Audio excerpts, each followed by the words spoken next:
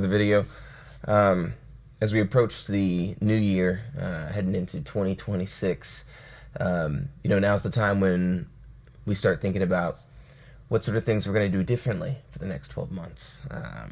What sort of things we're going to add into our routine, and maybe more importantly, what are some of the things we're going to let go of. For me, I've found myself time and time again kind of in this in-between space where I want all the things and I want none of the things. Specifically speaking about gear, even more specifically pedals and pedal board accessories. I've always had the fantasy of just, having maybe one pedal that I take with me everywhere, and that's it. If I could have zero, that would be better. And some people would say you can. I know lots of people that kind of go by that sort of methodology of guitar playing. Eddie Ninevolt, one of my good buddies here in Atlanta, is one of those folks as well. You rarely see him with a pedal. He prefers to get all of his distortion and sounds and dynamics from his guitar volume knob and the amp.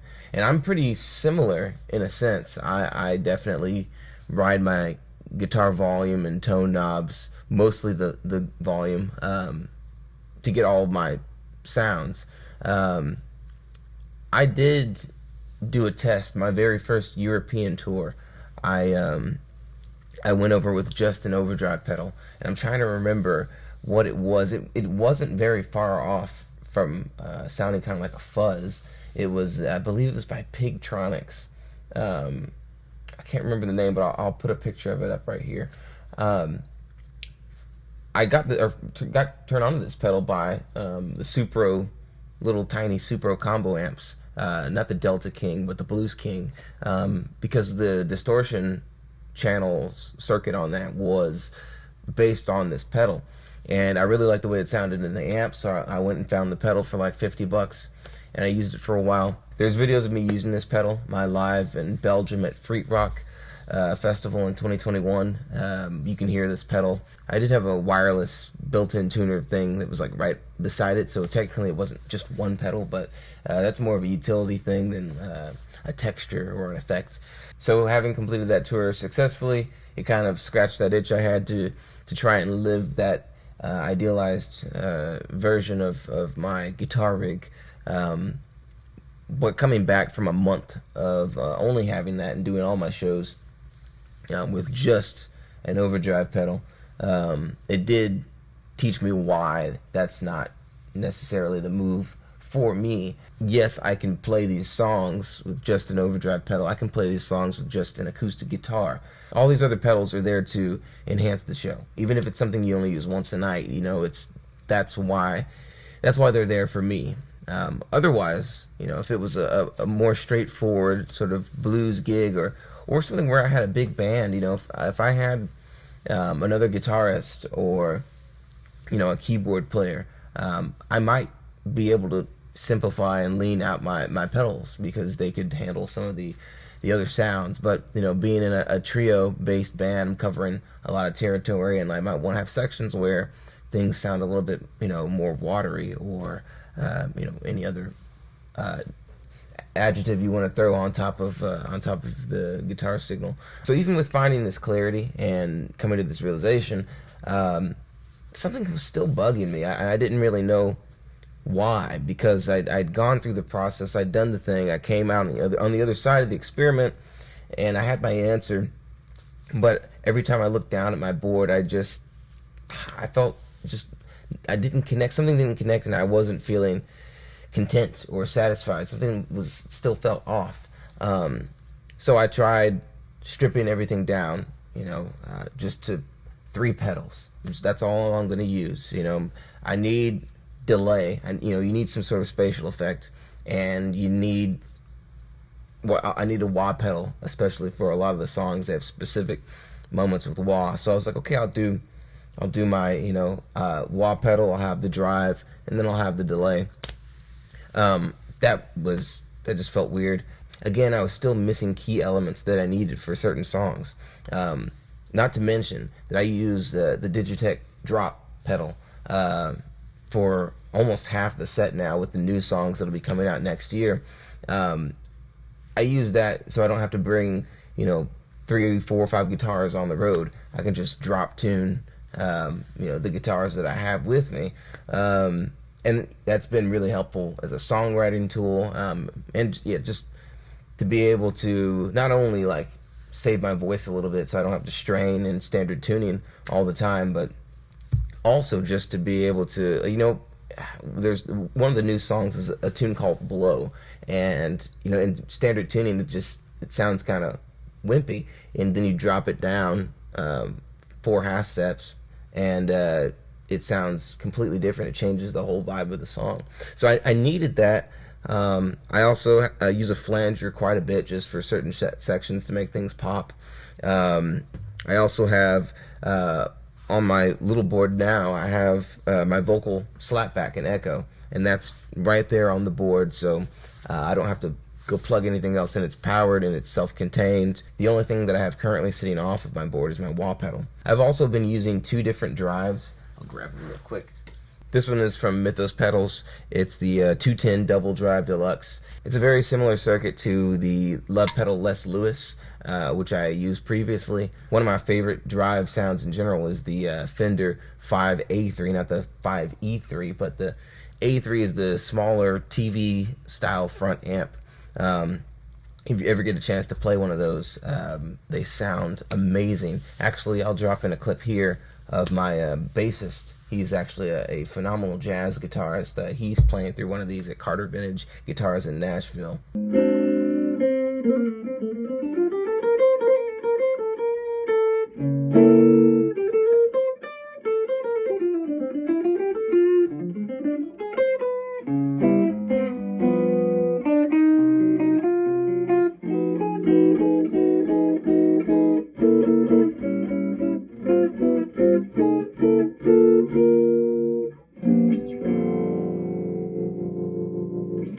So I had the Tweed style drive, which I sometimes swapped with the Love pedal. And actually, I just went and got this because I wanted to show this to you. Shout out Smokin' Amp.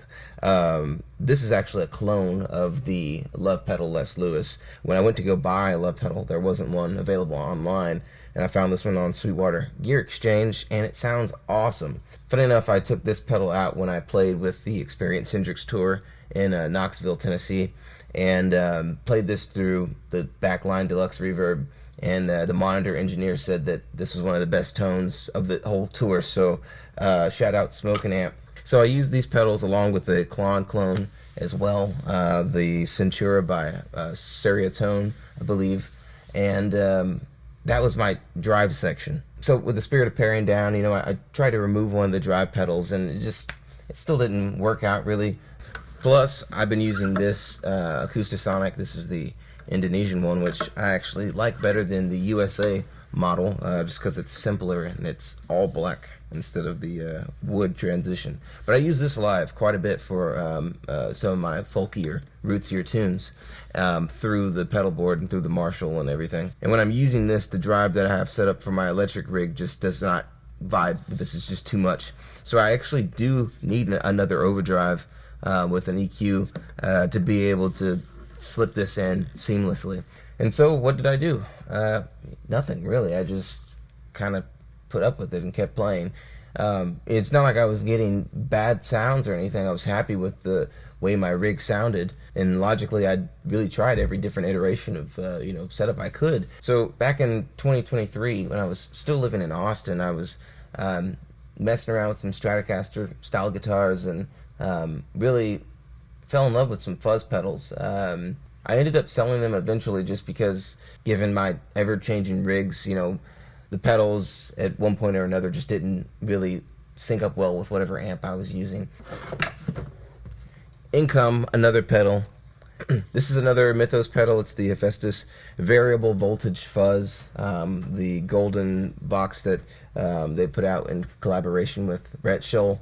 Rhett gave this to me as a gift, and I played around with it in the studio a few times. It does some really cool things, but in terms of my live board, I was still just kind of sticking with the rig that I had until one night, not too long ago. I was just kind of going through, cleaning up the studio, and thought to plug this in again and see what sounds I could get out of it. So I plugged straight into this and then straight into the amp, and all those feelings I'd had before kind of came flooding back, and I was having fun playing the fuzz again. I haven't used a fuzz on my board in quite some time. With these tweed pedals, they get kind of fuzzy on their own as you push them towards their limits. So rather than having a fuzz on my board, I've been using the Mythos Argonaut.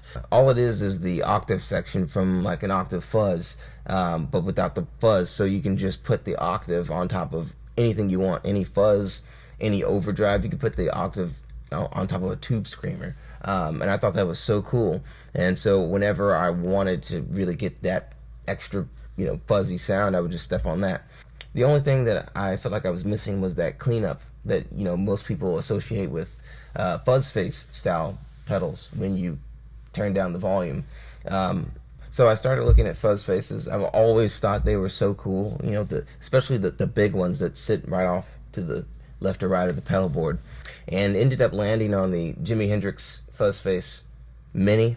I was really into the larger traditional size fuzz face, but this one's just so convenient, and plus it already has the 9-volt power in, whereas if you get the larger fuzz face, you have to mod it to be able to power it with more than a 9-volt battery, and I just don't want to keep up with changing 9-volt batteries. I'm happy to say that nagging feeling I've had for years now is now gone, and I'll tell you why. So I figured out that it wasn't so much as me just kind of having a desire to have the smallest amount of pedals on my board. It was more so craving the feeling or experience of just being more connected to the instrument and to, I guess, the drive that was happening. In the past, I had experimented with the Rat pedal. At the time, the Rat was what I felt was the closest to kind of getting what I wanted, which was kind of everything in the volume knob. And what ended up leading me away from the Rat was that at a certain point I just felt like it was just too congested sounding. So enter the fuzz face. It's not a new thing. It's probably the oldest sound in the book. I went with the Jimi Hendrix model just because I wanted the silicone version, just for the stability that you get with silicone versus germanium. And I also felt like it was the most, chill of all of them. Some of them felt like they got really hot when you crank the gain, which is how you're supposed to use them, with the volume and gain all the way up.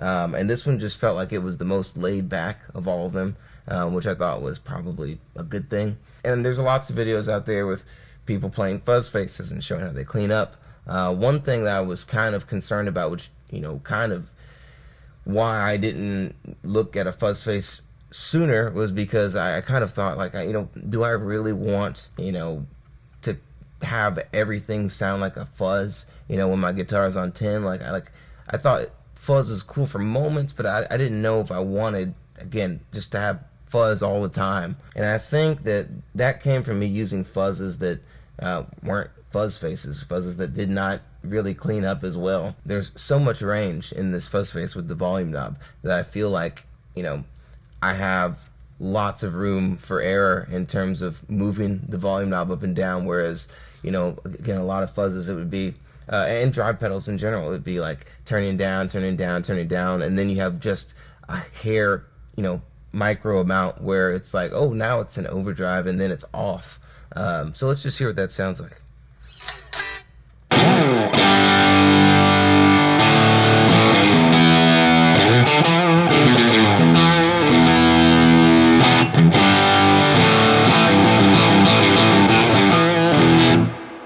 That just sounds like a really great overdrive. If I turn it down even more, I get a really awesome clean sound.